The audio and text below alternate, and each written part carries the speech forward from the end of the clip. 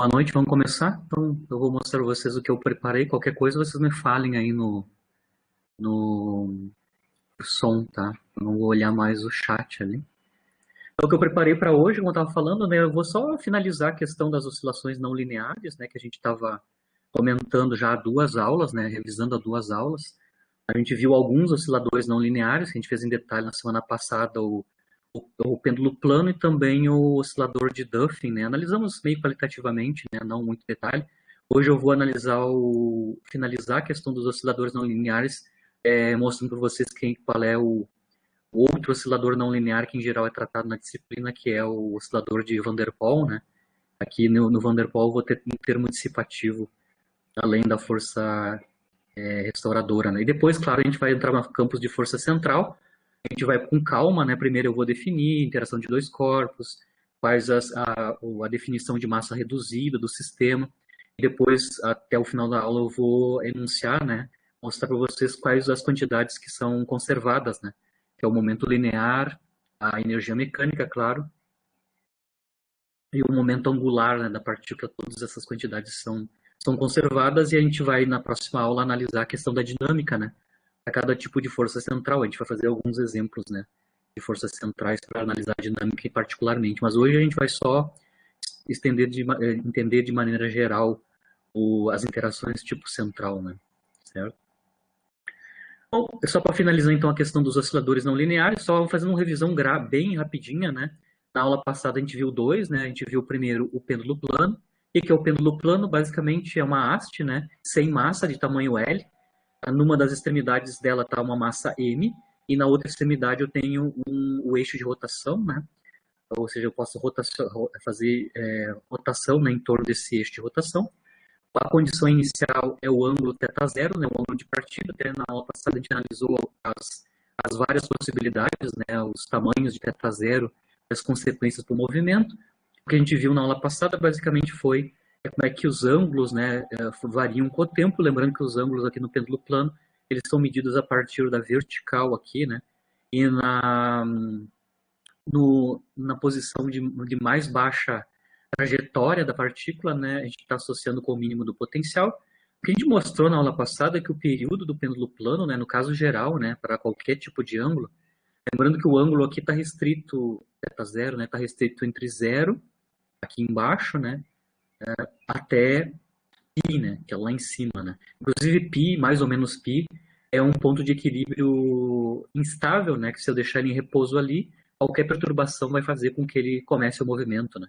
Mas as nossas condições é que eu partia de um ângulo θ0, entre zero e π, né, e a gente analisar qual é que é o período, tá? O período a gente mostrou que o período não é isócrono, ele depende explicitamente da amplitude inicial, do ângulo inicial. A gente conversou, né, a gente derivou a expressão completa do período. O período só pode ser calculado numericamente, né? Ou seja, aqui tem o tamanho da haste e o campo gravitacional, né? Mas ainda precisa informação do integral, que é chamada integral elíptica de primeiro tipo, né? Que é esse tipo de integração aqui, onde o limite superior é 1, né? Então eu estou precisando integrais de elíptica de primeiro tipo, onde o x aqui é 1, a gente derivou isso explicitamente na aula. Até no exercício dessa semana, vocês podem usar o Wolfram Alpha para calcular numericamente essa integral aqui, né? O Wolfram Alpha faz a conta numérica completa, né? O que a gente fez na aula, basicamente, foi considerar ângulos pequenos, né? Ou seja, θ0 menor que π, né? Ou muito menor que π. E aí a gente conseguiu ver que eu posso fazer a expansão do integrando e integrar parte a parte, né? Termo a termo.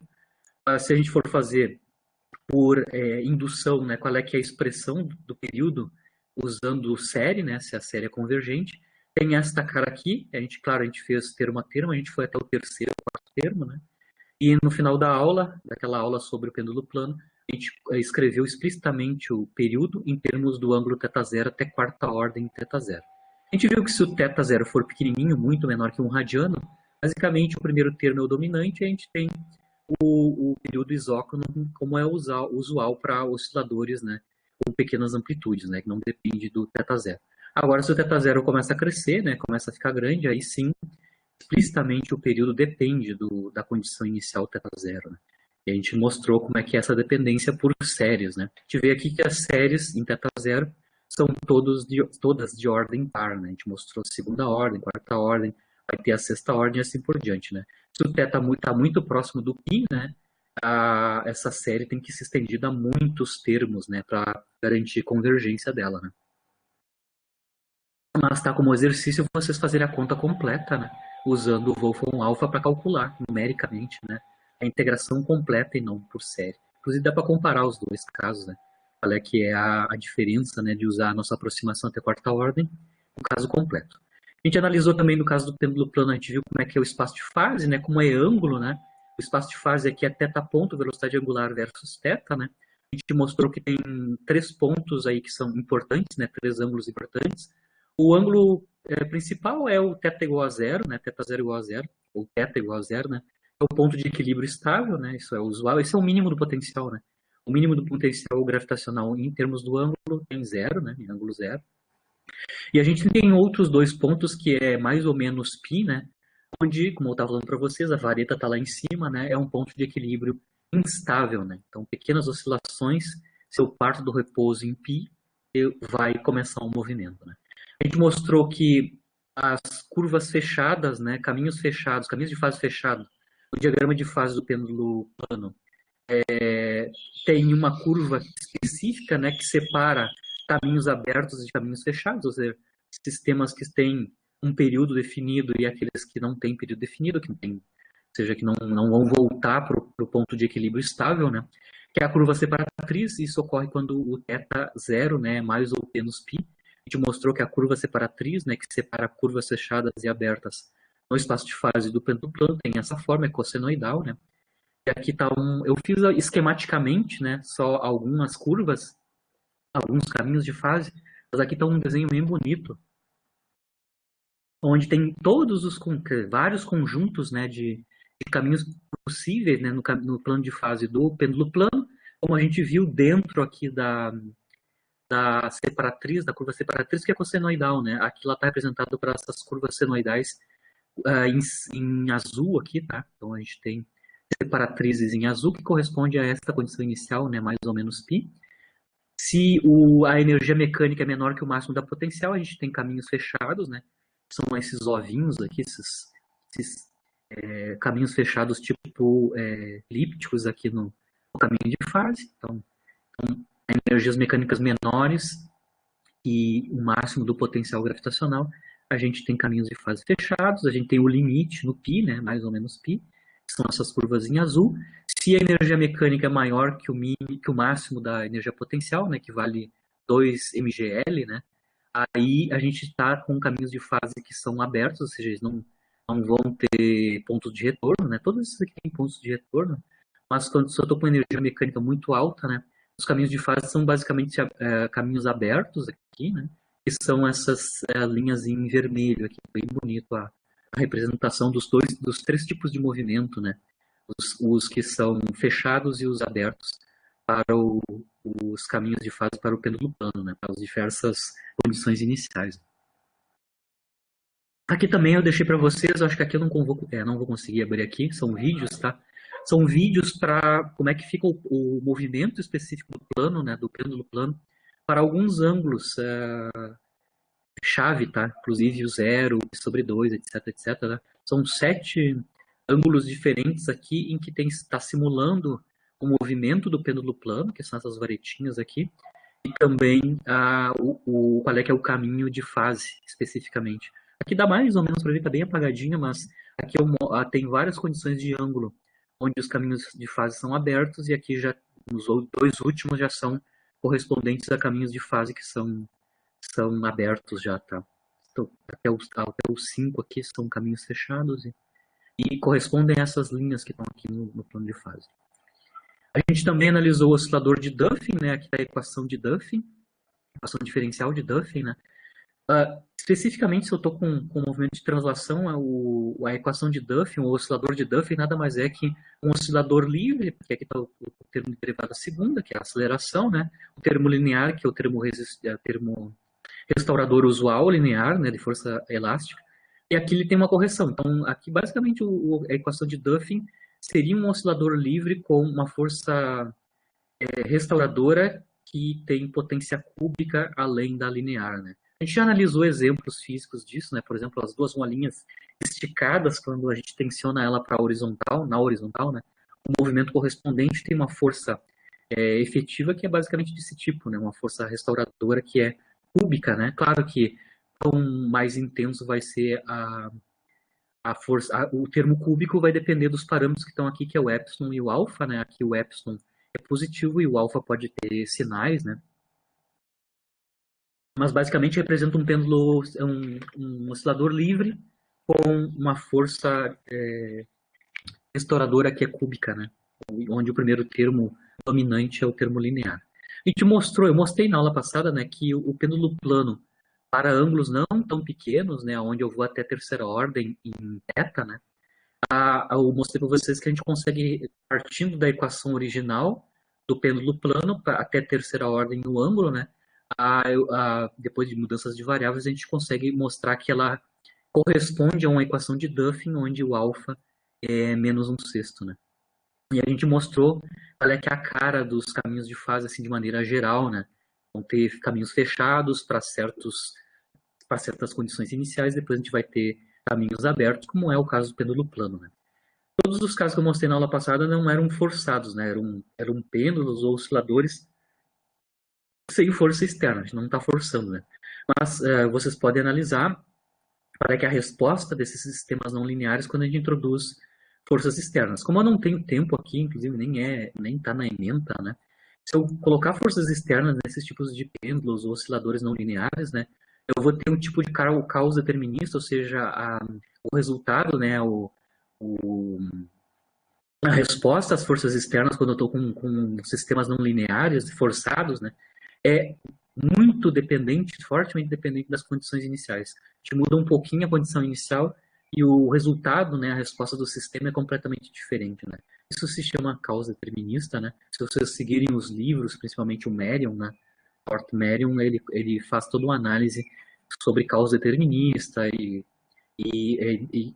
relaciona a origem desse caos determinista com a dependência forte nas condições iniciais nesses sistemas não lineares, né. Eu deixei alguns links para vocês brincarem em casa, né, simulações desses pêndulos que a gente viu na aula passada, tanto o pêndulo plano quanto o pêndulo de Duffy, né, forçados ou livres, né. Então, o Wolfram Alpha tem simulações específicas do espaço de fase, inclusive a solução do movimento numérico, né, numericamente, as soluções de movimento para esses tipos de osciladores. Então, vocês podem brincar um pouco, simular eles, né, eles em casa. E só para arrematar, então, a questão dos sistemas não lineares, ou osciladores não lineares, o último que eu vou só comentar com vocês é o oscilador de Van der Pol, né? O oscilador de Van der Pol obedece esta equação diferencial aqui, ó. E, de novo, tem o termo não linear, tem o termo da aceleração. A novidade aqui no Van der Pol é que agora a gente tem um termo que é proporcional à velocidade, né? Que no sistema de osciladores que a gente já conhece, esse termo da velocidade é o termo da força dissipativa, né? Então, aqui o oscilador de Van der Pol tem um termo dissipativo, então ele é um oscilador amortecido, né? Se eu estou falando em osciladores, né? Onde o parâmetro aqui ε0 ou μ, que o pessoal chama de μ também, né? É positivo definido. O que vocês veem aqui, então, é que o termo correspondente à dissipação, ele, claro, é diferente. O primeiro termo aqui, o termo que corresponde a 1, é igual ao que a gente já conhece, né? É o termo proporcional à velocidade, que é força dissipativa usual viscosa, né? Força reviscosa proporcional à velocidade. Só que agora tem uma novidade aqui que tem um termo quadrático, né? Inclusive vai depender da relação se esse x ao quadrado é grande ou pequeno relativo a 1, eu posso ter troca de sinal do termo dissipativo. Então, é bem interessante esse oscilador de Van der Pol, cuja equação de movimento é essa daqui, né? Ela vai corresponder, então, ele é um sistema não conservativo, porque tem um termo dissipativo claro aqui, né? Só que como eu posso trocar de sinal enquanto o x vai variando, né? O sinal do termo dissipativo, ele negativo, ele é o dissipativo usual, mas ele pode virar positivo, isso significa a introdução de energia no sistema, né?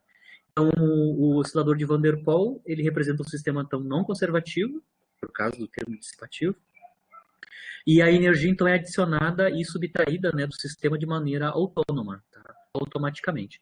Dependendo do valor de x aqui, se x quadrado é maior ou menor que 1, eu vou trocar o sinal do termo dissipativo e aí eu vou ter um movimento correspondente, né? O movimento correspondente numérico, se eu calcular numericamente a resposta, né, da equação de movimento de oscilação de Van der Pol com dadas as condições iniciais conhecidas, né, a gente vai ter um movimento periódico, né, chamado de ciclo limite. Vejam bem que aqui a equação de Van der Pol, se o epsilon for pequenininho, né, se o epsilon tender a zero, certo? A gente vê que a gente vai recair no oscilador livre, né? Então é bem natural pensar que para epsilon pequeno, a gente vai ter um movimento oscilatório normal, com caminhos de fase tipo elipses, né? Advindo de um oscilador livre. Claro que quando o epsilon é bem maior que 1, o termo dissipativo é importante, só que ele tem trocas de sinal. Então, de qualquer maneira, o tipo de movimento é periódico, chamado ciclo limite, né? Pode ter caminhos fechados que admitem um certo período, né? O IAIA tem uma troca de sinal que significa termo dissipativo que retira energia do sistema ou um termo que é positivo que introduz, né, energia no sistema proporcional à velocidade. Bom, onde é usado a equação de Van der Pol, ele modela uma série de processos físicos, né, desgaste de superfície em ciências dos materiais, em engenharia, né, por exemplo. Outro tipo de aplicação é vibrações aerodinâmicas, modelos biológicos. Esse tipo de equação diferencial também modela alguns modelos biológicos, né, alguns sistemas biológicos, perdão. Para dar uma série de aplicações da equação diferencial que não está aplicada só à mecânica, né, mas para diversos tipos de física além da mecânica, né, inclusive nem física também, né, sistemas biológicos, né. Numericamente tem que ser feito, né, a solução desse tipo de equação diferencial, né? Dadas as condições iniciais, eu tenho que resolver ele numericamente, né? Mas dependente da condição inicial, a menos que seja em repouso na origem, qualquer tipo de condição inicial, né, toda e qualquer solução inicial, vai nos dar um movimento periódico único, que é o chamado ciclo limite, né, que vai ter uma cara diferente. Eu já vou mostrar quais é que são as caras dos ciclos limites, né, no espaço de fase. Mas, obviamente, eles vão depender de quanto é que é o parâmetro epsilon, né, que controla o termo dissipativo, né. Como eu disse, se o epsilon é pequeno, a gente está se aproximando do oscilador livre, então o movimento, né, a equação de movimento x de t é basicamente um movimento senoidal ou periódico, né, como a gente já conhece, como é o caso do oscilador livre, né. Se o epsilon é grande, aí eu tenho um termo dissipativo, mas esse termo dissipativo está mudando de sinal, né.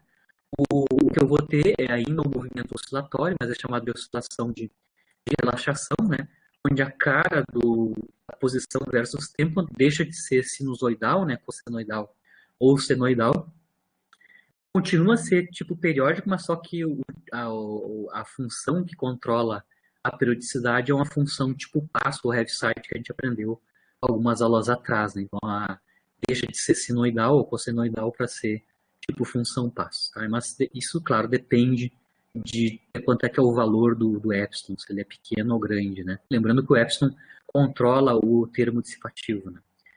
Ou seja, que dá o termo que muda o comportamento do movimento para grande dissipação, né?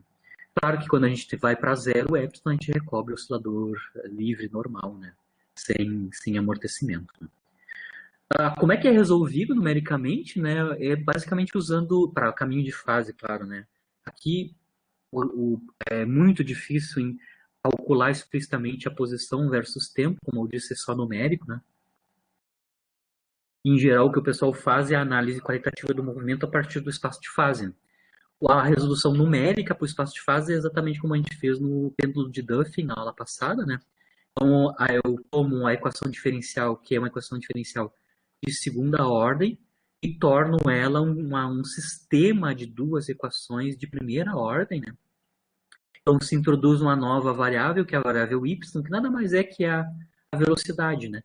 A variável y é dx dt, ou seja, a velocidade, né? Dx dt deriva da primeira da posição, relativo ao tempo, isso é a velocidade, mas a gente está chamando aqui de y, né?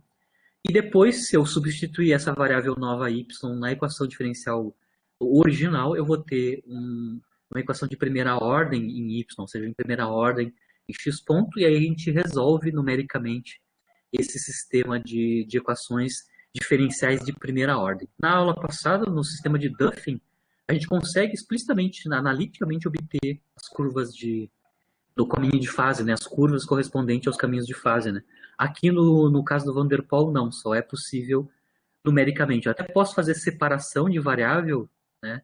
Separação de variável aqui, mas tem um problema, a separação de variável aqui tem mistureba. O x não foi eliminado completamente, né? Então a gente não consegue fazer separação de variável como a gente fez na aula passada, né? A curva dy, dx não dá para ser analítica, tem que ser numérica, basicamente. Mas a forma de resolver numericamente para espaço de fase é o mesmo. Tentar reconstruir a equação de segunda ordem como um sistema de duas equações de primeira ordem que é mais fácil de resolver numericamente, né? Aqui eu tenho alguns exemplos da resolução numérica para espaços de fase, tá?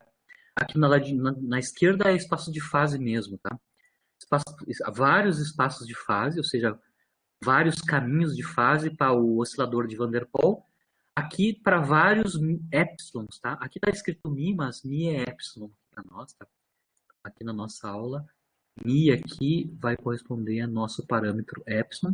Eles estão tomando aqui vários valores de épsilon, desde valores pequenos, 0,1, até valores grandes, ou seja, 2 aqui, né? Cobrindo vários valores. Vocês conseguem ver que para épsilon pequeno, mi pequeno, né? Épsilon pequeno, são as curvas azul. Basicamente o que a gente tem são caminhos fechados muito próximo de um oscilador livre, né? Que são elipses ou círculos, né? Quando eu vou aumentando o termo dissipativo, ou seja, eu vou aumentando o epsilon, vocês conseguem ver que eu tenho deformações, né? Deformações do caminho de fase. Ainda continua sendo um caminho fechado, que é o chamado ciclo limite, né? Mas a curva é deformada, ela deixa de ser simétrica, né? E tem deformação, certo? Então aqui está só para mostrar os caminhos de fase, no caso, a dependência no parâmetro epsilon que domina que dá o controle do termo dissipativo, né? Aqui na direita é já um pouquinho mais detalhado, né? Para vários mis, ou seja, para vários epsilons, né? Ou seja, para várias intensidades da dissipação. Aqui nos gráficos da esquerda são, na verdade é x de t, tá? Aqui está y de x, mas é x de t, né? Ou seja, x versus t. São as soluções de movimento, numericamente, tá? Vocês conseguem ver que para beta pequeno, para epsilon pequeno ou mi pequeno, o tipo de movimento x versus tempo, né? É muito similar dos osciladores que a gente conhece, né? Ou seja, movimentos periódicos, até a gente consegue determinar períodos desse movimento, né? Então, basicamente periódicos. Vocês vejam que quando começa a crescer o mi, por exemplo, aqui está mi igual a 5, né? O tipo de solução deixa de ser sinusoidal, né? Periódica, cosseno, seno. Aqui a gente tem pulsos, né? Mas dentro desse pulso, o comportamento é senoidal, né? Aqui agora a gente já tem espaçado esse tipo de... Vocês vejam que não é mais senoidal, né? Começa a ser tipo uns pulsos, né? Esse tipo de comportamento pode ser modelado por uma sequência de funções espaço, né? Como a gente mostrou, né? São caixinhas, né? Cujo período é conhecido aqui. Então eu tenho a transição de como é que se comporta as soluções de movimento do Van der Pol como função do tempo, né? Se eu vou aumentando o termo dissipativo, né? Aqui na direita está o caminho de fase correspondente a cada caso, né? Então, para mi pequeno, a gente tem basicamente trajetórias que são fechadas, mas lembra, como tem termo de dissipação, sempre a gente vai ter atratores, né? No caso aqui, a gente tem atratores no ponto de equilíbrio estável que está na origem, né? Em x igual a zero. Então, aqui é o espaço de fase x ponto versus x, né? Então, meus caminhos de fase são, inicialmente, se eu tenho fraca dissipação, são basicamente fechados, circulares ou elípticos, mas quando vai aumentando o epsilon, ou mi, né? Obviamente, o termo de dissipação é importante, eu vou ter espiralação, né? Vai espiralar, indo para o atrator em x igual a zero. Aqui está para o mi intermediário, né? Já com a deformação da curva, ou o caminho de fase no espaço de fase, aqui já está bem deformada, né? Já bem deformada comparado com o caso de μ pequeno. Então, só para comparar como é que são os caminhos de fase e a própria solução, dependendo de como é que é o parâmetro epsilon, né, no Van der Pol. Então, eu mostrei para vocês, pelo menos, assim, qualitativamente, né, quais são os tipos de osciladores não lineares que são bem conhecidos na literatura e que são usados para modelar uma série de processos físicos e até biológicos, né? Em geral, os sistemas biológicos são não lineares, né? O número de variáveis é tão complexo que sempre a modelagem é muito mais complicada que no caso da física, onde a gente consegue isolar, né, o comportamento principal, as variáveis principais, e sempre fazendo aproximações, até consegue sistemas que são, em boa aproximação, descritos por sistemas lineares, né? Mas a maior parte dos sistemas realísticos, tanto mecânicos quanto biológicos, sempre envolvem modelagem de física não linear.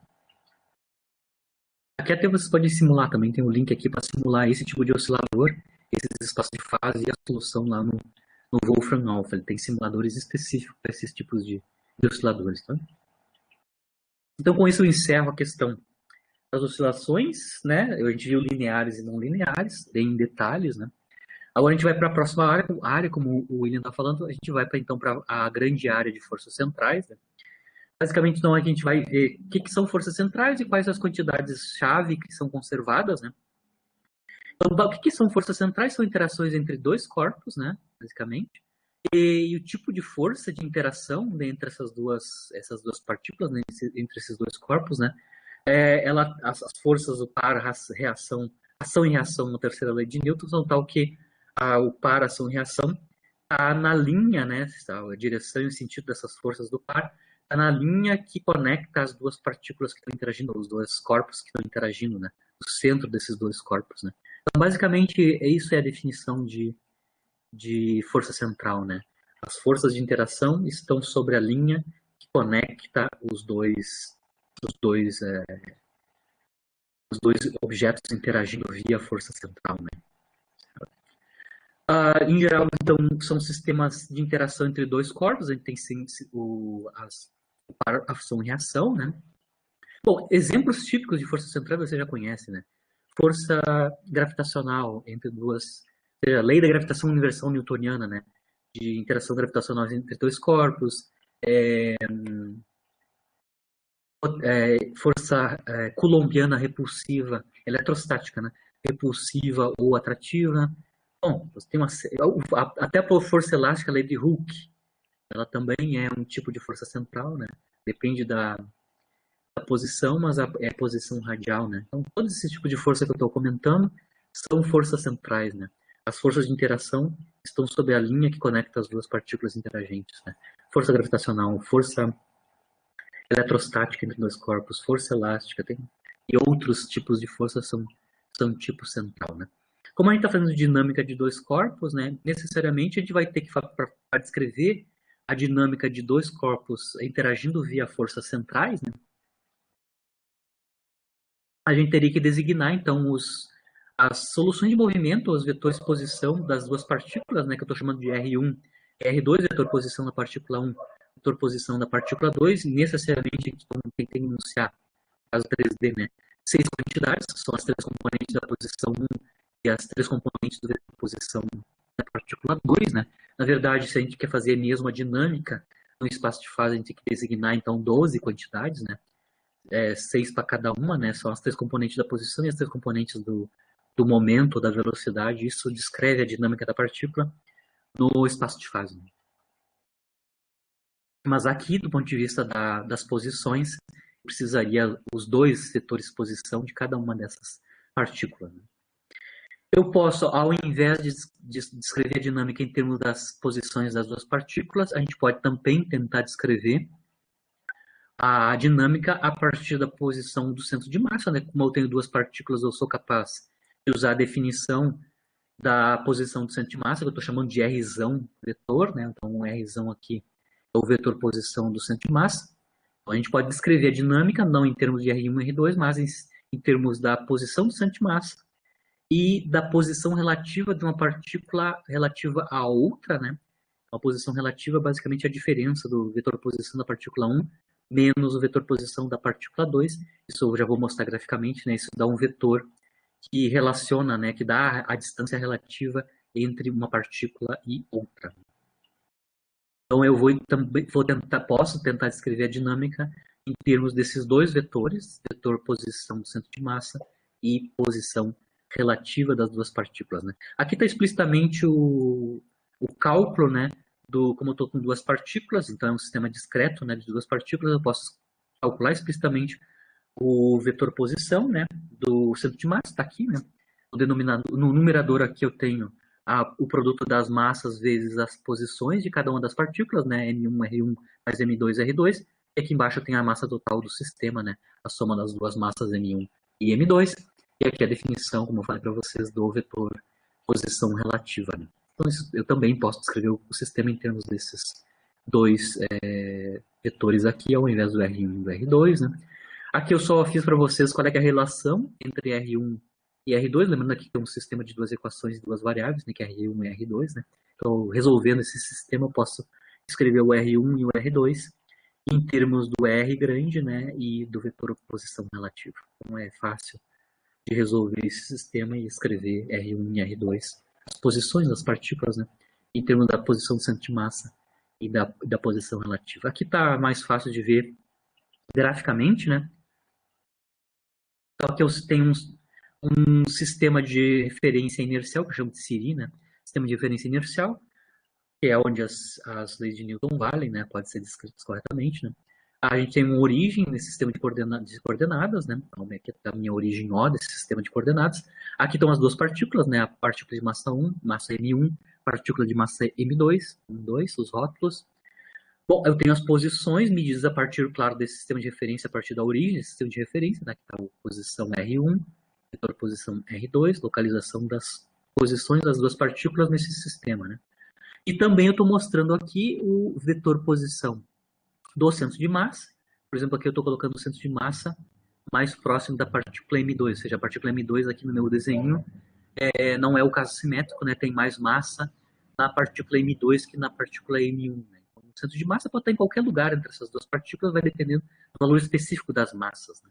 Mas é só uma representação pictórica aqui. Está aqui o meu centro de massa, e também relativo ao mesmo sistema de coordenada que eu estou usando, eu mapeio o vetor relativo ao centro de massa do sistema.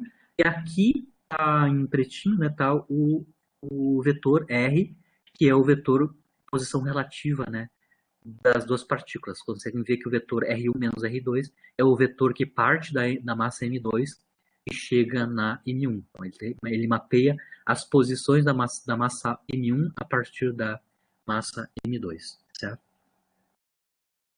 Se a partícula M2 é muito massiva, a gente vê que o centro de massa, né, coincide com a própria partícula M2, certo? Agora eu vou, a partir da definição dessas quantidades, eu vou analisar como é que fica a dinâmica, né, quando eu coloco resolvo as equações de movimento com essas duas partículas, né? Esse sistema de duas partículas livre, né? Eu só tenho pares de interação entre elas, né? Mas a princípio é um sistema livre. Elas interagem entre si, mas eu não tenho nenhuma outra força externa a não ser as forças de interação. Bom, se eu pegar a expressão aqui do vetor posição de centro de massa, né, e derivar temporalmente ambos os lados, o que eu vou ver é que eu consigo calcular, então, o momento de centro de massa, né, o momento linear do centro de massa. Né?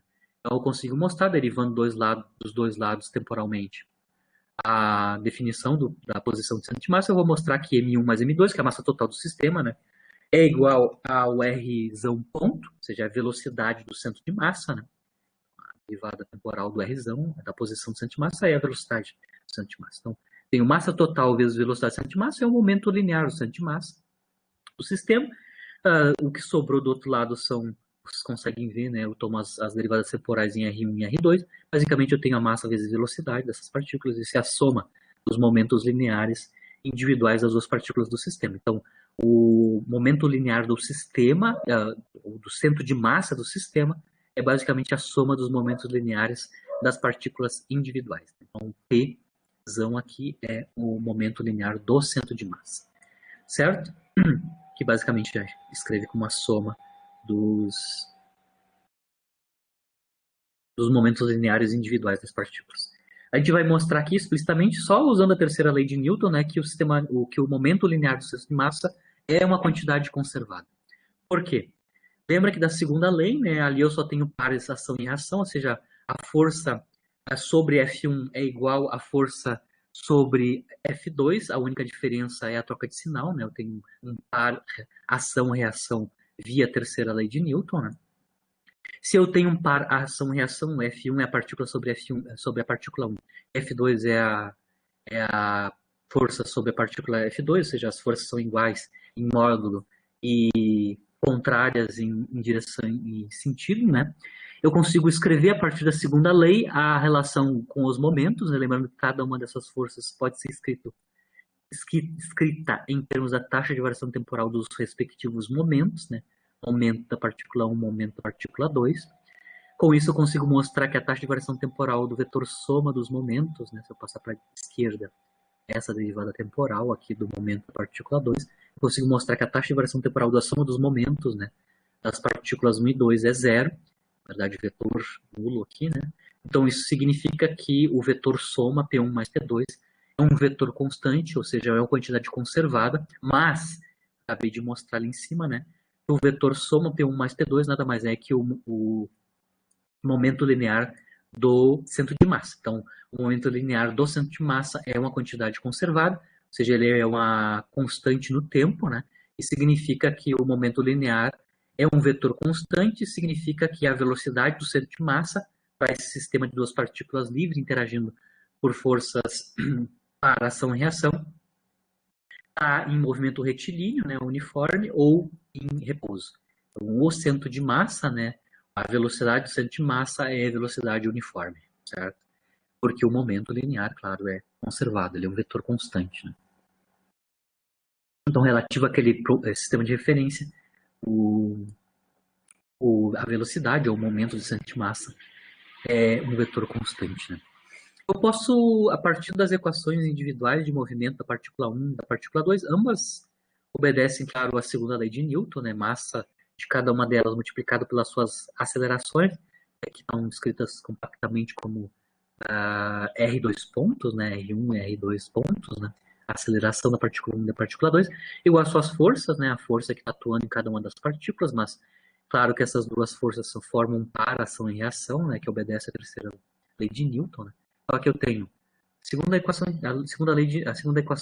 de Newton, né? A equação de Newton para a partícula 1, a equação de Newton para a segunda lei de Newton para a partícula 2, lembrando que na partícula 2 a F2, a força sobre a partícula 2 é igual à força sobre a partícula 1, a menos da troca de sinal, né? Vou partir dessas duas equações e vou multiplicar por massas, tá? Então, partindo na equação 1, eu vou multiplicar por massa 2, ambos os lados, e na segunda lei para a partícula 2 eu vou multiplicar por massa 1, ambos os lados. Com isso eu obtenho essas duas equações novas, que são iguais às anteriores, né? Ou seja, iguais às equações de Newton para as duas partículas, que eu estou chamando de equação 1 e equação 2 aqui.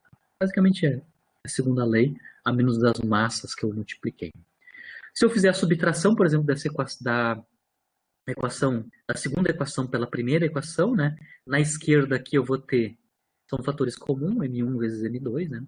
Isso, então, quando eu subtraio 2 de 1, no lado esquerdo eu vou ter M1, M2 multiplicado pela diferença das acelerações, aceleração na partícula 2, aceleração na partícula 1, e no lado direito, 2 menos 1, eu tenho basicamente a soma das massas, né? O sinal, né? A questão do sinal menos, e a força comum, que é a F1, né? Se eu trocar a ordem aqui das acelerações, isso significa trocar sinal ambos os lados da equação, né? Eu posso mostrar que a diferença das acelerações em 1 e 2 é exatamente a aceleração da posição relativa, né? Então aqui eu tenho derivada segunda do vetor posição relativa, onde o vetor posição relativa é R1 menos R2, né? Então a aceleração da posição relativa está relacionada com as massas e a força F1, a força sobre uma das partículas, que é a partícula F1, né? Vocês conseguem ver que esta equação aqui, né, que relaciona a aceleração da posição relativa, de uma partícula relativa à outra, né, me dá uma equação única de movimento, muito parecida com a segunda lei, né? Se eu pegar esta equação aqui, eu consigo mostrar se eu definir uma coisa que é chamada massa reduzida do sistema das duas partículas, né? Que é a definição de massa reduzida, que eu estou chamando de μ aqui, tá? É o produto das massas dividido pela soma das massas. Isso é chamado massa reduzida do sistema. Eu já vou analisar por que isso, né? Mas eu posso escrever massa reduzida do sistema dessa forma, e se eu definir massa reduzida do sistema, esta equação que está aqui, né, para a posição relativa, vira uma equação de movimento tipo segunda lei. Tá? Se eu olhar esta equação, por exemplo, se eu passar os termos da massa de massa para aqui à esquerda, acompanhando a aceleração da posição relativa. Né? Eu posso mostrar aqui massa reduzida, aqui eu vou trocar a ordem, né, do numerador e do denominador. Basicamente, eu vou ter uma massa reduzida multiplicando a aceleração da posição relativa, isso é igual a F1. Né? Isso aqui é uma equação de movimento. Né? Eu tenho massa vezes aceleração igual a força resultante. Só que aqui, essa equação de movimento é uma equação de movimento que não é correspondente à equação de movimento individual das duas partículas individuais do sistema, mas sim a equação de movimento de como se fosse uma partícula única, né? Uma partícula única cuja massa, né? Cuja massa efetiva é a massa reduzida, né? Você lembra aqui, quem está acompanhando a aceleração é a massa. Aqui é a massa reduzida do sistema. A aceleração é a aceleração da posição relativa. Então, tem a segunda lei para a posição relativa. Né? E sujeita à mesma força F do par ação e reação. Então, aqui eu consigo escrever as duas equações de movimento individuais em termos de uma única equação de movimento, onde essa equação de movimento corresponde a uma partícula fictícia, né, que tem uma massa chamada massa reduzida, que depende da relação entre as massas das partículas individuais do sistema.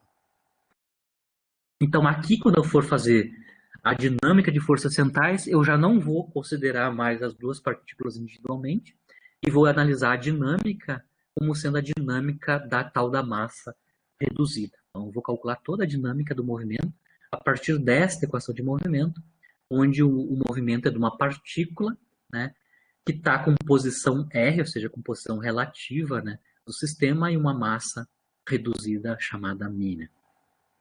Como o nosso campo de força é tipo central, só para lembrar no ponto de vista teórico, né, analítico, como é que eu escrevo uma força do tipo central, quando a gente viu forças conservativas, a gente analisou especificamente forças centrais, né? A gente mostrou que todas as forças centrais são forças conservativas, né? A gente mostrou que campos de forças centrais sempre são irrotacionais, né? Automaticamente. Isso significa que elas são forças conservativas, né? Todas elas, né? Então, só para lembrar como é que eu escrevo genericamente forças centrais, né?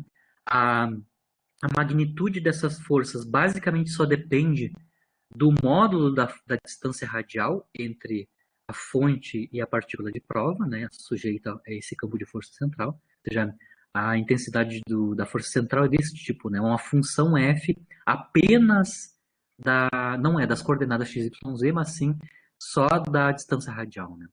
Ou seja, do módulo do vetor posição. Né? A direção dessa força, aqui é a intensidade dela, né? A direção dessa força é radial.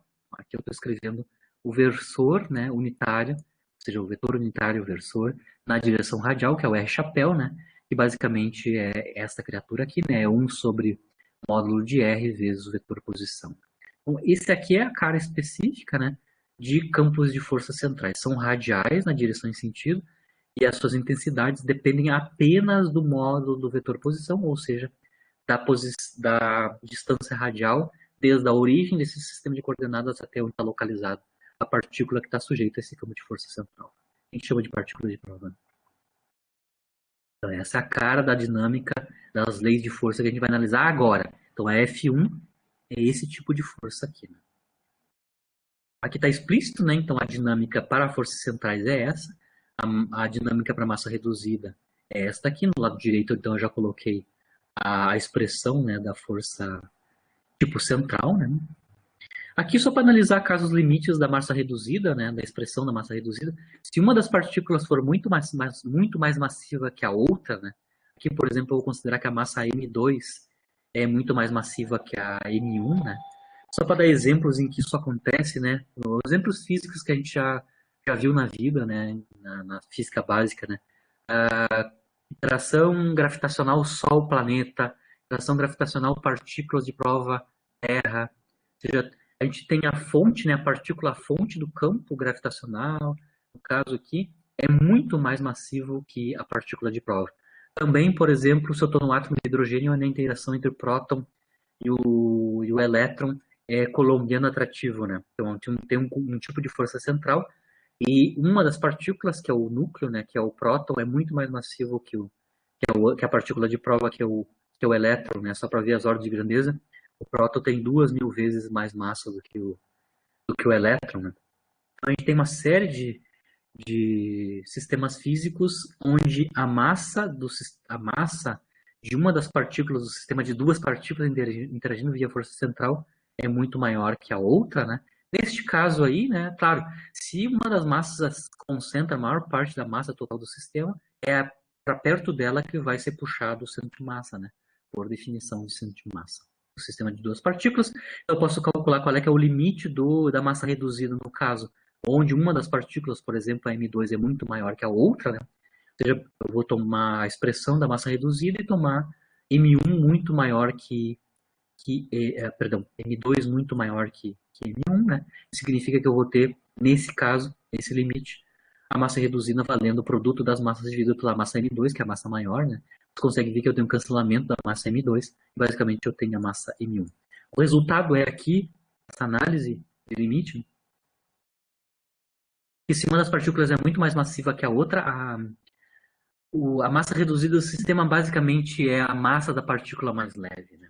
Então, no caso do sistema Sol-planeta, como o Sol é muito mais massivo, a massa reduzida do sistema Sol-planeta é a massa do planeta, basicamente. No caso do átomo de hidrogênio, como o próton é muito mais massivo ou seja, os núcleos são muito mais massivos que os elétrons, a massa reduzida de um sistema, tipo o átomo de hidrogênio, é a própria massa do elétron, né? Então, a gente consegue mostrar que uma das partículas é muito mais massiva, a massa reduzida do sistema é basicamente a massa da mais leve, certo? Só para lembrar. Bom, agora eu vou fazer a parte da dinâmica, né? Ou seja, ver as quantidades que são conservadas. Eu vou mostrar que tem três quantidades conservadas aqui. Um é o momento, claro, o momento angular do sistema, eu vou ver as consequências. Vou mostrar, claro, que a energia mecânica desse sistema é conservada. E também vou mostrar aqui o raio vetor, certo? Ou seja, a área coberta pelo vetor posição da partícula enquanto ela está se movimentando, né? Cobre áreas iguais em tempos iguais. Isso é uma consequência da conservação do momento linear e a gente chama de lei das áreas. Então, eu só vou mostrar para vocês agora quais são as quantidades conservadas onde está com campos de força centrais, ou seja, partículas sujeitas a um campo de força central. Eu vou começar como eu disse, para analisar as quantidades conservadas, vou começar com o momento angular, L, né, do sistema. Ou seja, aqui no caso, se eu estou com uma partícula muito massiva, né, basicamente o momento angular vai corresponder ao momento angular da partícula mais leve, né? Mas aqui eu estou fazendo um caso geral, né? Então aqui, o momento angular aqui é o momento angular da massa reduzida, né? Mas o momento angular é definido como produto vetorial, o vetor posição vetorial com o momento linear da partícula, né?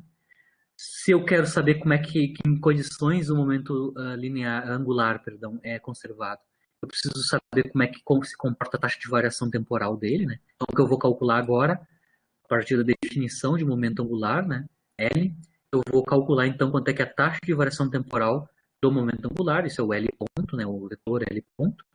Isso significa então que eu vou ter que calcular a taxa de variação temporal do produto vetorial posição versus momento linear, né?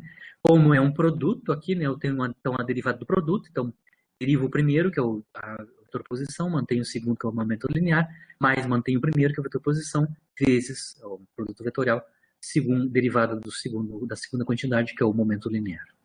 Lembrando, claro, nesses dois termos, que dr/dt basicamente é a velocidade, né, da partícula, e dp/dt é a força, né, a taxa de variação temporal pela segunda lei, né, a taxa de variação temporal do momento linear é a força resultante sobre a partícula, né. Então eu consigo reescrever a taxa de variação temporal do produto vetorial RP como sendo, o primeiro termo basicamente é V vetorial, velocidade vetorial momento linear, isso é zero, né, ou seja, é o vetor nulo, né? Porque tanto o vetor v, o vetor velocidade é paralelo com o vetor momento linear, né?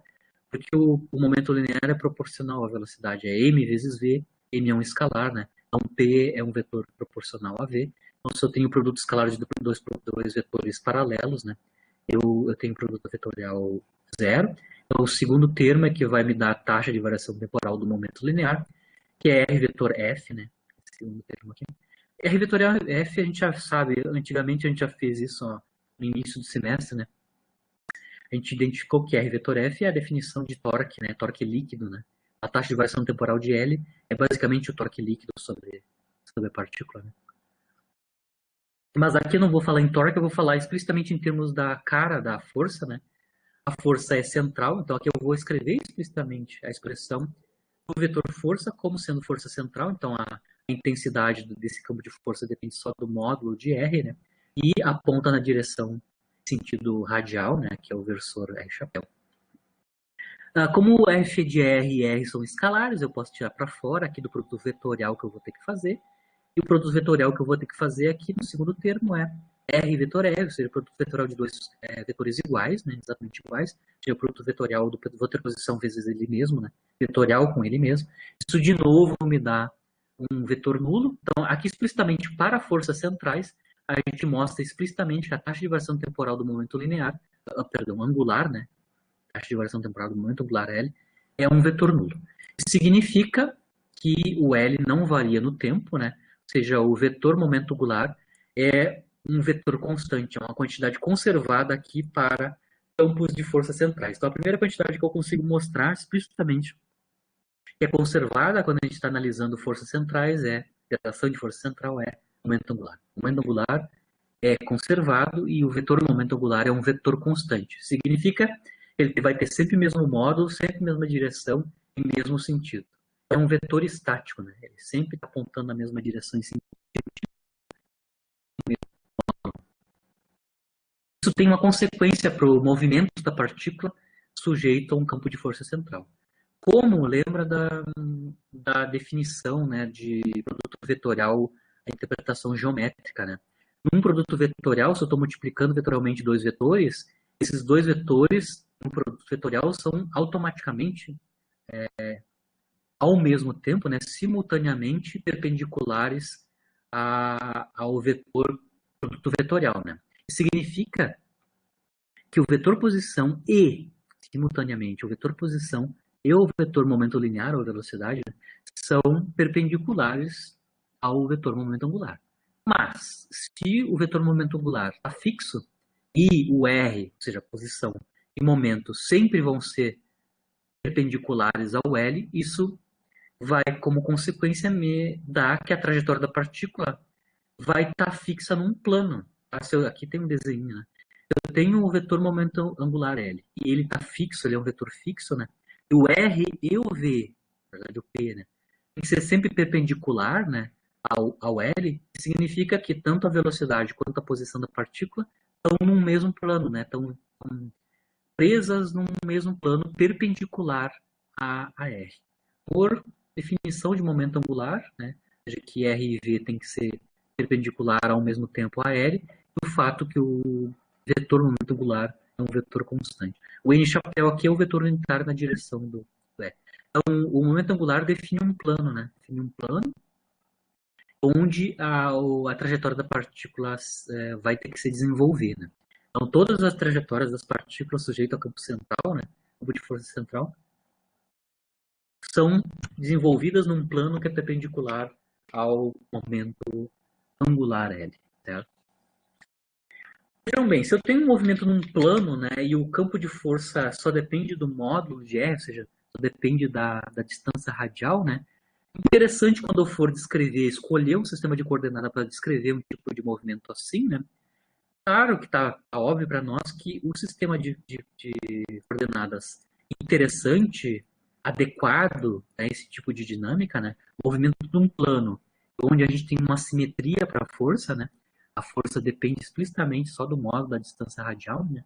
É claro que o sistema de coordenadas conveniente aqui, mais simples para nós, não é cartesiano, né? E não é cilíndrico, sim plano polar. Então aqui Eu vou mostrar todas as outras consequências do movimento de forças centrais utilizando um sistema de coordenadas ou sistema de coordenadas polares. Então, estou motivando para vocês por quê? Porque o movimento da partícula é sempre num plano perpendicular a L e o fato que a dinâmica, né, a força efetiva sobre a partícula depende só da distância radial, né? E aí automaticamente as equações de movimento são todas radiais, né? E o plano polar é o adequado. Então, eu vou voltar aqui e tentar reescrever para nós como é que fica o vetor momento angular, que é a quantidade conservada aqui, em coordenadas planopolares, só para a gente lembrar, lá no início do semestre, né, a gente fez a análise de vários sistemas de coordenadas, um deles era o plano polar, então a gente determinou qual é o vetor posição, vetor velocidade e vetor aceleração no sistema plano polar, né? Só para lembrar, o vetor posição tem esta cara, né? O vetor posição é radial, né? Ou seja, está na direção do vetor radial, vetor unitário R chapéu, e tem tamanho R, claro, né? Então aqui está como é que eu escrevo o vetor posição no sistema de coordenadas planopolares. A gente mostrou, né? Lembrando que os versores aqui no sistema de coordenadas planopolares, eles não são fixos, né? Eles não são congelados no tempo, como é o cartesiano, né? Isso vai ter como consequência que o vetor velocidade nesse sistema de coordenadas, né, vai depender de dois vetores unitários, né? Um que é o R chapéu original na direção radial, mas também um vetor unitário que é perpendicular, né? Obedecendo a regra da mão direita, claro, que é o sistema de estrógeno, né? Que é o versor θ chapéu. A gente mostrou em detalhe por que aparece esse θ chapéu. E aqui estão as duas componentes da velocidade no sistema de coordenadas planos polares, né?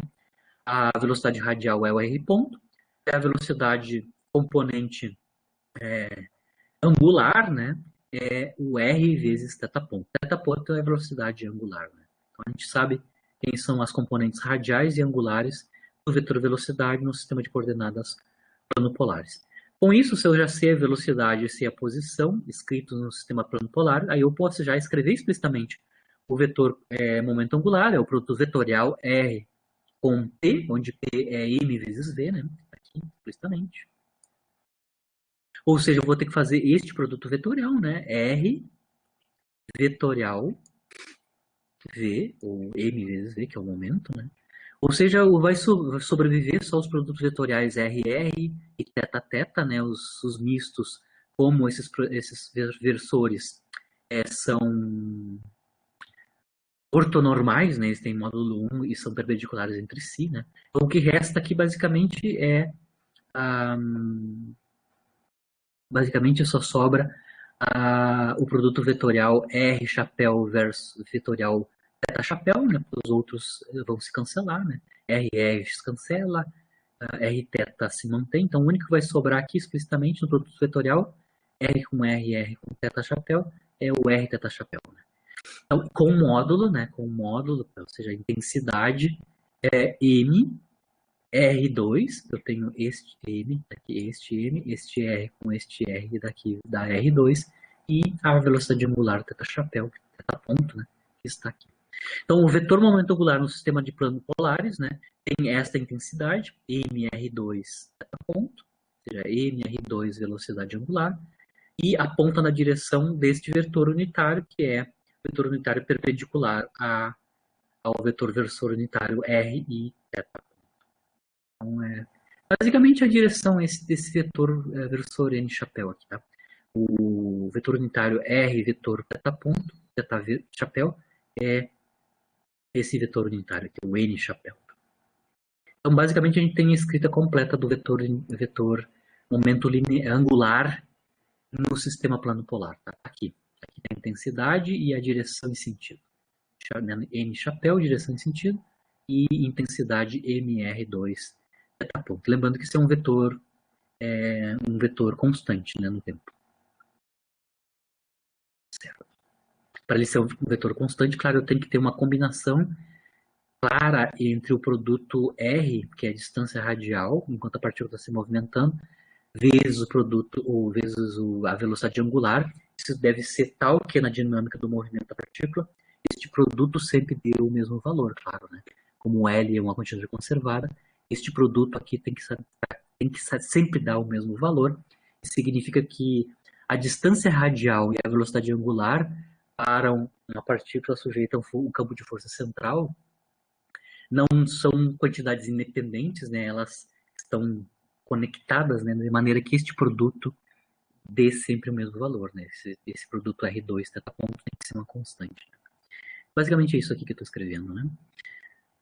Como consequência do momento vetor, momento angular ser um vetor constante. Ou seja, esse produto R2 θ tem que ser constante no tempo. Tá? Então, o momento angular está aqui explícito. A consequência do momento angular ser conservado significa que o movimento da partícula está num plano.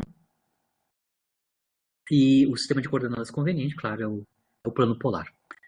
Uma outra consequência devido à conservação do momento angular ser uma quantidade conservada, né, uma constante de movimento, é que as áreas cobertas pelo vetor posição para tempos iguais são iguais, né? Ou seja, isso é lei das áreas, né? Eu vou mostrar que como consequência da conservação de um momento angular, eu vou ter uma lei das áreas correspondente, tá? Então, eu vou mostrar o que é lei das áreas ou o que é a área que eu estou falando, né? Então, aqui eu tenho a minha origem no meu sistema de coordenadas. Aqui eu tenho os vetores posições da partícula para dois instantes de tempo infinitesimais, né? Ou seja, com incremento infinitesimal t e t mais ΔT. Então eu tenho os dois vetores posição, né? Primeiro em tempo t a posição é r, a posição é r. Em tempo em t mais dt a posição é r mais dr, né? Então as duas posições para tempos infinitesimais. Isso significa que o ângulo entre esses dois vetores posições, os dois vetores r, né? Deteta-se o tempo é infinitesimal, né? Deteta, então, é o ângulo entre os vetores de posição.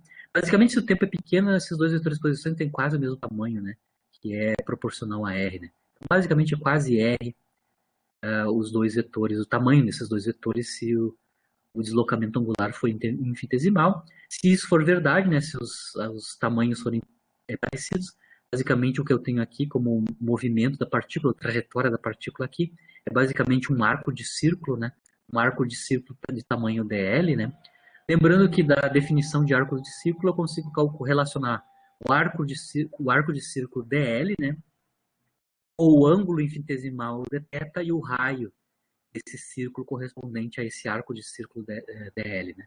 Então, o ângulo dθ infinitesimal é a razão entre o arco de círculo dl e o raio, né, correspondente, que é o módulo vetor posição da partícula. Né? O que eu estou interessado agora é calcular qual é que é a área ocupada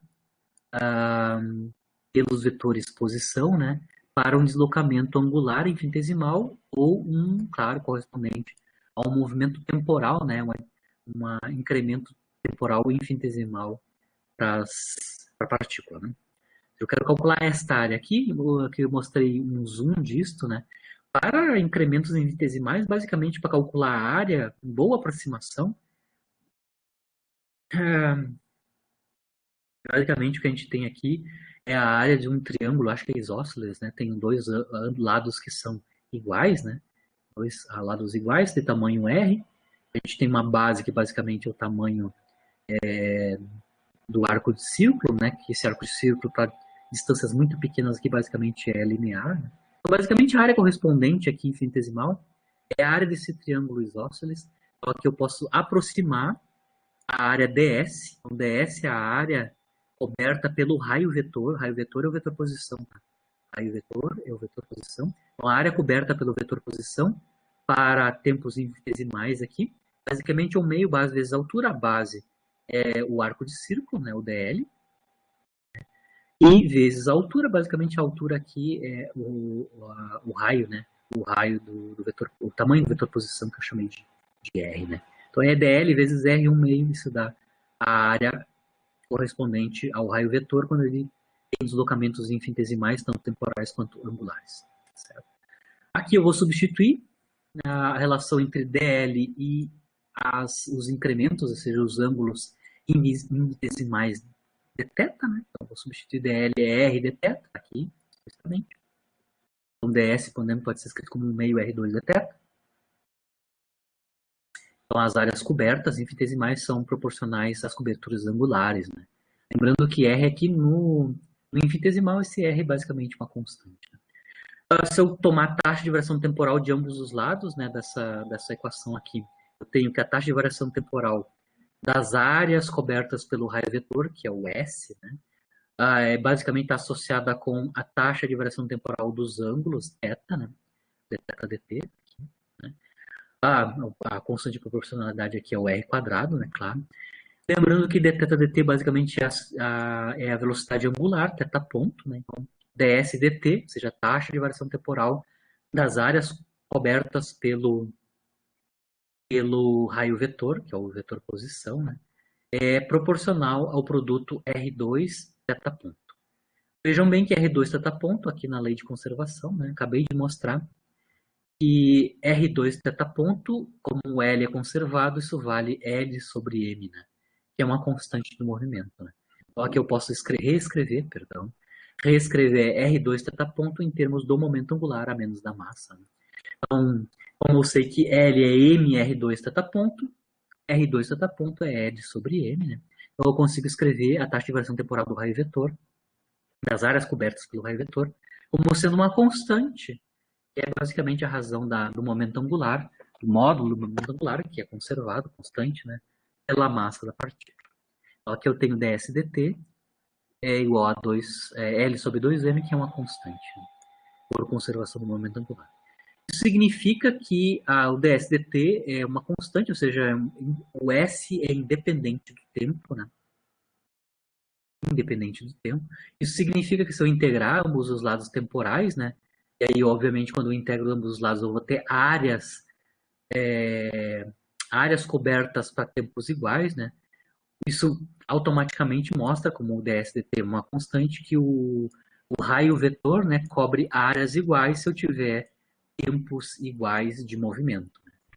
Quando eu integro ambos os lados aqui na área e no tempo, se eu integrar tempos iguais, né, intervalos de tempos iguais, isso vai me dar áreas cobertas iguais. Isso é chamado lei das áreas. Lei das áreas, basicamente, é uma consequência da conservação do momento angular num campo de força central. As áreas cobertas pelo vetor posição para tempos iguais são iguais. Né? Isso no caso da gravitação, né? Ou seja, se a força central que eu estou analisando particularmente é a força de gravitação universal newtoniana, né? Se a interação gravitacional entre duas partículas, as leis das áreas têm um nome particular, já bem histórico, né? Que é basicamente a segunda lei de Kepler, né? A lei das áreas para campo gravitacional, a interação gravitacional entre duas partículas, né? Entre dois corpos massivos. No caso lá, é a interação entre massa-sol, né? Massa-sol. Isso corresponde à segunda lei de Kepler. Né? Então, existe uma lei das áreas para o movimento dos planetas em torno do Sol, né? Que é um caso particular de força central. Mas aqui eu estou falando do caso geral, né? Toda vez que o momento angular for conservado, né, basicamente a gente vai ter, num campo de força central, automaticamente, né, a gente vai ter lei das áreas sendo respeitada. Né? Eu posso ter lei das áreas, não necessariamente, eu não preciso necessariamente ser a força do tipo central, como eu mostrei, que a intensidade é só dependente do módulo de R. Qualquer campo de força que for apenas radial, já basta para mostrar que tanto o momento angular vai ser conservado, quanto vamos ter lei de áreas correspondente. Então, eu não preciso nem ir para o caso muito particular, onde a intensidade só depende da força, do módulo da força do vetor posição.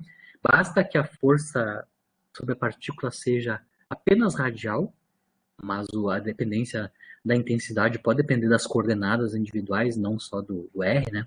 Basta isso para o momento angular ser conservado e ter uma lei de área respeitada. As leis de Kepler a gente vai analisar bem em particular, depois eu vou ver. A gente vai ver em detalhes, né? A aplicação do caso geral da dinâmica para a interação Sol-planetas, né? Então, que são as três leis de Kepler. As três leis de Kepler são casos particulares da dinâmica de campos centrais gerais. Tá? Só para então rematar, a lei das áreas é uma consequência da conservação do momento angular da partícula num campo de força central. A outra quantidade que vai ser conservada é a energia mecânica, então a gente vai ter que construir, né, quanto é que é a energia mecânica do sistema, sujeito a um campo de força central, né? A gente já sabe que forças centrais são conservativas, eu não preciso nem fazer nenhum procedimento aqui de cálculo para saber já que a energia mecânica do sistema é conservada. A gente já sabe, né? Porque campos de forças centrais são todos conservativos, são todos irrotacionais, eu já sei que é. Mas aqui eu vou mostrar explicitamente, só usando a dinâmica, né?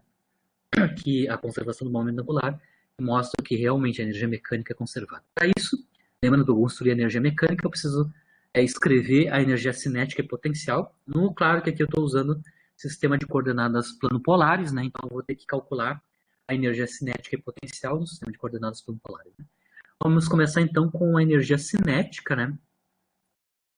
Energia cinética é um meio massa velocidade ao quadrado, né? Velocidade ao quadrado nada mais é que o produto escalar v vezes v, né? O produto escalar da velocidade vezes ela mesma, né? No sistema de coordenadas planopolares, a gente já escreveu ali antes, né? Quanto é que é o vetor velocidade, né? A gente tem a parte radial e a parte angular do vetor velocidade no sistema de coordenadas planopolares. Eu vou fazer este cara vezes ele mesmo, né? Vezes escalar, né? Este cara escalar com ele mesmo. Com isso, vocês vão ver que só vão sobrar no produto escalar o quadrado aqui do R ponto, né? Então, eu vou ter R ponto quadrado. E o quadrado dessa quantidade aqui, eu vou ter R2 θ ponto quadrado. Isso está aqui, né? Claro, a menos da multiplicação por 1/2 vezes a massa. Então, aqui está o primeiro termo e o segundo termo. O primeiro termo só depende da velocidade radial. O R ponto é a velocidade radial ao quadrado. E o segundo termo depende da velocidade angular, o θ ponto, mas está multiplicado pela vetorposição, módulo de vetorposição quadrado. Certo? Lembrando que o θ ponto, por conservação de momento angular, né, ele pode ser escrito em termos de R e de L. Né? Então está aqui. Ó. Lembrando que L é uma quantidade conservada e vale mR2 θ ponto. Então significa que θ ponto, a velocidade angular, pode ser escrita em termos do L, da massa e da distância radial. Certo? Lembrando que L é uma constante, é um parâmetro constante. Né? Então, θ ponto quadrado, por conservação de momento angular, pode ser escrito como L2, né? Massa 2, R na quarta. Quando eu substituo isso aqui, no θ ponto quadrado, eu vejo que o segundo termo vai ser escrito explicitamente em termos do quadrado do momento angular e da distância radial ao quadrado. Aqui é só uma maneira de reescrever o momento angular, a energia cinética em termos do momento angular e da velocidade radial, basicamente. Né? Vejam que ambos os termos são relativos apenas à dinâmica radial, né? Tanto na velocidade radial quanto na módulo da distância radial que está aqui. A própria distância radial, que é o módulo de vetorposição. O L2 aqui funciona como um parâmetro, né? Ele é uma constante de movimento. Ou seja, aqui está escrito explicitamente, né? O momento angular passou a ser integrar, né, a energia cinética na forma de um parâmetro. Né? Ele é uma constante. Então aqui está a expressão da energia cinética, essa é a metade da energia mecânica, ou seja, uma parte da energia mecânica, energia potencial. Lembrando que a gente escreveu energias potenciais para sistemas conservativos estão relacionados com a força a partir do gradiente da energia potencial. Né? Lembrando, então, para o caso geral, a força conservativa está relacionada com a energia potencial U a partir do gradiente, né? Força menos o negativo do gradiente da função escalar energia potencial. Né? No caso aqui de forças centrais, como a força é radial, né? a expressão da energia potencial, da derivada da energia potencial, é apenas a derivada ordinária radial, né? Porque F é apenas uma função do módulo de R, né? A gente já mostrou, eu acho que a gente mostrou isso já em algum lugar, né? Que a força central é escrita em termos da energia potencial. Claro que a energia potencial vai depender só do módulo de R. Né? A gente mostrou isso explicitamente para vários casos, né, de força central. Mas aqui a expressão da relação entre força e energia potencial correspondente, que é a radial também, né, está escrita desta maneira. Ou seja, como a força central é uma força conservativa, eu tenho uma energia potencial associada, e essa energia potencial automaticamente vai ter dependência apenas no módulo de R, né? Ou seja, apenas na distância radial. E aí sim a gente tem já a expressão completa da energia mecânica, né? Soma da energia cinética mais a potencial associada a uma força conservativa que é central, né? Aqui estão os dois termos para energia cinética, escritos em termos da parte radial, né? E a energia potencial correspondente, que depende apenas da distância radial R, né? Se eu quero mostrar que a energia mecânica é uma quantidade conservada, eu preciso calcular a taxa de variação temporal dessa quantidade. Então, eu vou calcular aqui explicitamente, né? Lembrando que R é uma função do tempo, né? Enquanto a partícula está se movimentando esse campo de força central. Então, aqui eu vou calcular a taxa de variação temporal da energia mecânica. Isso significa que eu vou ter que calcular explicitamente a taxa de variação temporal de cada um desses termos, né? Lembrando que todas as quantidades que estão aqui, tanto a velocidade radial quanto os raios vetores, né, as distâncias radiais, elas vão variar no tempo, né? Claro que o L2 e a massa são constantes, mas eu tenho quantidades aqui que dependem implicitamente do tempo, né? Tanto a velocidade radial quanto o próprio tamanho, né, do vetor posição são dependentes do tempo. Então eu vou ter que calcular as três derivadas, né? Então a derivada do primeiro termo vai nos dar 1 meio massa, a derivada de R2 ao quadrado, R ponto ao quadrado dá 2R ponto, né? 2R ponto, derivada do R ponto, que é R2 pontos. Derivada do segundo termo, L2, 2M são constantes, então eu vou ter que calcular a derivada de 1 sobre R quadrado, a derivada de 1 sobre R quadrado, também conhecida como a derivada de R na menos 2, né? Isso é menos 2, R na menos 2 menos 1, que é R na menos 3, também conhecido como 1 sobre R ao cubo, né? Então, aqui está a derivada, né? Do 1 sobre R quadrado dá menos 2 sobre R ao cubo. Claro que ainda tem que calcular a derivada de R, que é R pela regra da cadeia, né? Regra da cadeia, certo? E, finalmente, a última derivada, que é a derivada da U relativo a R, né? U relativo a R vezes R ponto, né? Lembrando que du dr é basicamente está relacionado com a força, né? du dr, né? Basicamente é o negativo do módulo da força radial, né? Então, du dr aqui é basicamente o negativo da F de R, que é a intensidade da força central radial, né? Vejam bem que a velocidade radial está acompanhando todos os três termos, então ela pode ser fatorada aqui, e o que sobra aqui dentro do colchete é uma quantidade que só envolve distâncias radiais e aceleração radial, que está aqui na forma do R, dois pontos, né? Tem o massa vezes a aceleração radial, aqui depende também radialmente, na expressão da intensidade da força, e o termo que depende do momento angular ao quadrado. Então, a princípio, a taxa de variação temporal da energia mecânica depende de como é que é esta quantidade que está aqui dentro do colchete, né? Eu vou analisar quanto é que vale essa quantidade que está dentro do colchete, certo? Se eu aplicar a segunda lei de Newton aqui no sistema de coordenadas planopolares, só para a parte radial, né? Ou seja, aqui da segunda lei completa, né? Lembrando que a segunda lei, como eu estou num plano, né? Eu vou ter duas componentes, uma componente radial da segunda lei e uma componente angular. Claro que a força aqui só tem componente radial, ela não tem componente angular, né?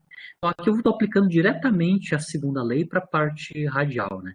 Então aqui eu tenho massa vezes a aceleração radial, que a gente já conhece lá do sistema de coordenadas planopolares, lá no início do semestre. A gente calcula explicitamente, com todo detalhe, quanto é que é a componente radial do vetor aceleração do sistema de coordenadas planopolares, é isso aqui, né? O componente radial é R dois pontos, né?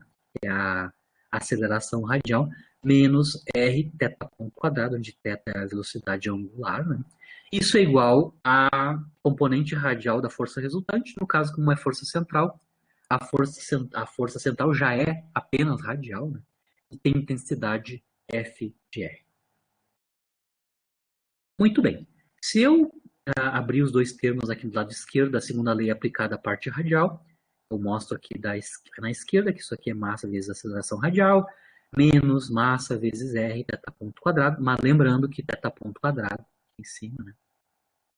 A gente pode escrever θ ponto quadrado, θ ponto quadrado, também pode ser escrito como L2 massa 2R na quarta, ou seja, eu vou escrever o θ ponto quadrado em termos de momento angular e de R.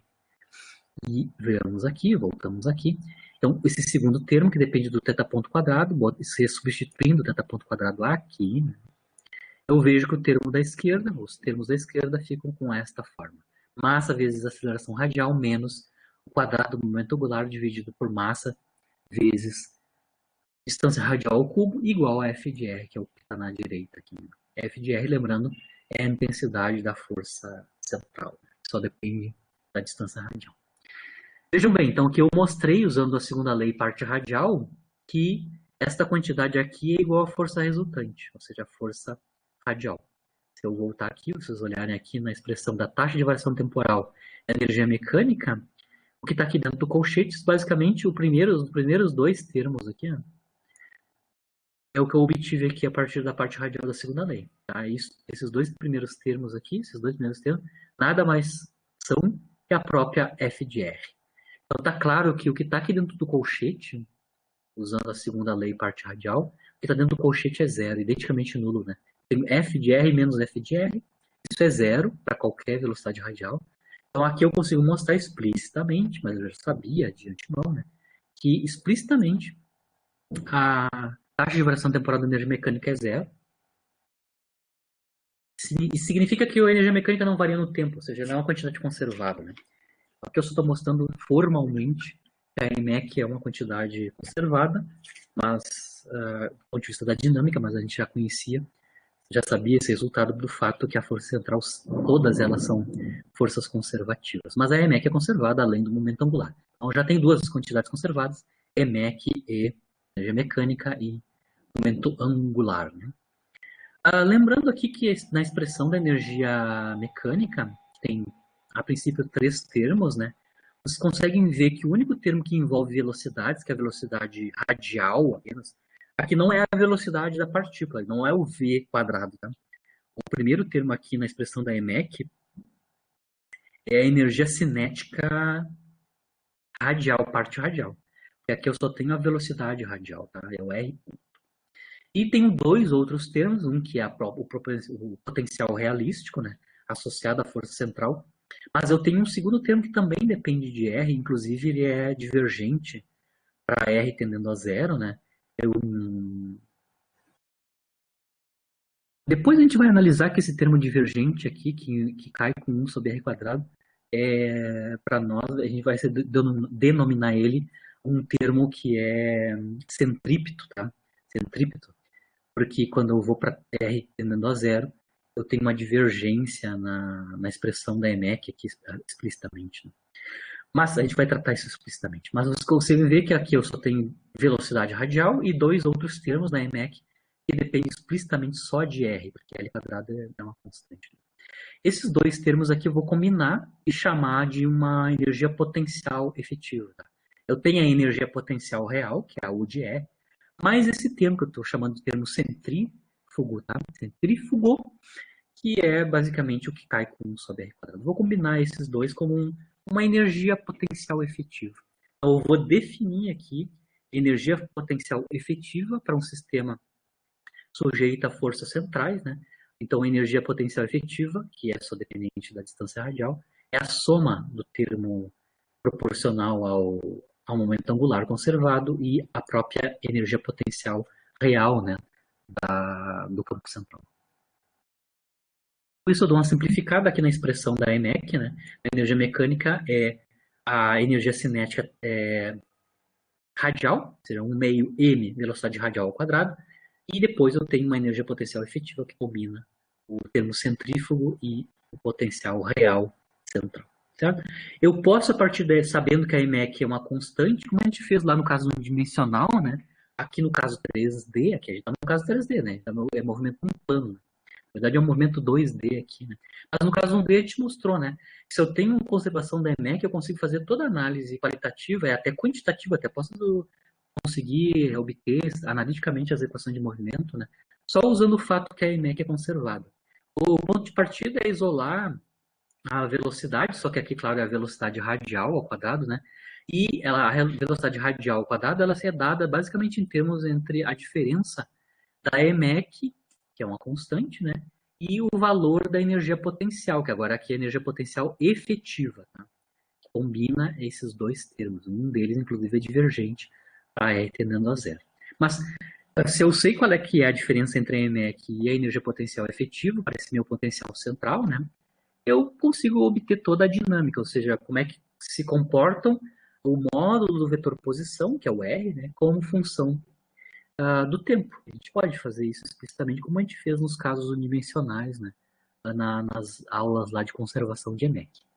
Lembrando que aqui eu já consigo ver algumas coisas, né, do ponto de vista da análise qualitativa do movimento, né, se a EMEC é conservada, né, eu consigo ver daqui que como uma velocidade radial quadrado necessariamente é uma quantidade positiva definida, né, as regiões permitidas classicamente para movimento de uma partícula sujeita a uma força central neste plano perpendicular ao momento angular, né, são só aquelas onde a diferença da EMEC com a U, né, com a U de R, onde a U não é o potencial só, né, é o potencial efetivo, inclui o termo com momento angular, né, tem que ser maior ou igual a zero, né, explicitamente, precisa ser energia cinética, né, basicamente, ou energia cinética radial, ou velocidade radial ao quadrado, que é sempre positiva e definida, é proporcional a esta diferença. Então, as regiões permitidas fisicamente, né, que fazem sentido em física, né, são aquelas onde a EMEC é maior, né, maior ou igual à energia potencial efetiva agora. Maior ou igual a efetiva. Claro que quando a diferença é zero, ou seja, se a EMEC, a energia mecânica, é igual ao valor do gráfico da energia potencial efetiva, a gente vai fazer gráficos, não da U de R, mas a energia potencial efetiva em termos de R, né? Quando a EMEC corta o gráfico da energia potencial efetiva, a gente tem pontos de retorno. Né? Então, os pontos de retorno são quando a EMEC é igual à energia potencial efetiva agora. Né? Então, a gente pode ter, como a gente já analisou nos casos unidimensionais, né? A gente pode ter nenhum ponto de retorno, a gente pode ter um ponto de retorno, a gente pode ter dois pontos de retorno. Né? Em geral, quando a gente tem dois pontos de retorno, a trajetória da partícula é fechada, né? Trajetória fechada. Mas a gente vai analisar caso a caso na aula que vem os casos para alguns campos de força, como é que fica a dinâmica, né? Quem são os pontos de retorno, onde são as regiões permitidas fisicamente para a partícula clássica, né? Se desenvolver nesse campo de força central. Mas só para adiantar o serviço aqui, eu consigo ler toda a dinâmica a partir da relação entre a EMEC, que é conservada, com agora a energia potencial efetiva, não é só energia potencial, mas a energia potencial efetiva, que inclui também o termo inversamente proporcional a R2, né? Que é divergente, inclusive, quando o R vai a zero, certo? Lembrando que os pontos de retorno aqui não são velocidade da partícula zero, lembrando que é todo momento num plano, né?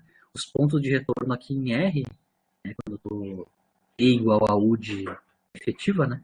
São os pontos onde a velocidade radial apenas. Eu tenho R2 ponto, é igual a diferença da E com a U, né? Aqui é só a velocidade radial que é zero. Lembrando que ainda tem a parte angular do movimento da partícula que é num plano, né? Então, os pontos de retorno que a gente vai determinar na aula que vem são os pontos de retorno radiais, onde a velocidade radial da partícula é zero, né? Certo?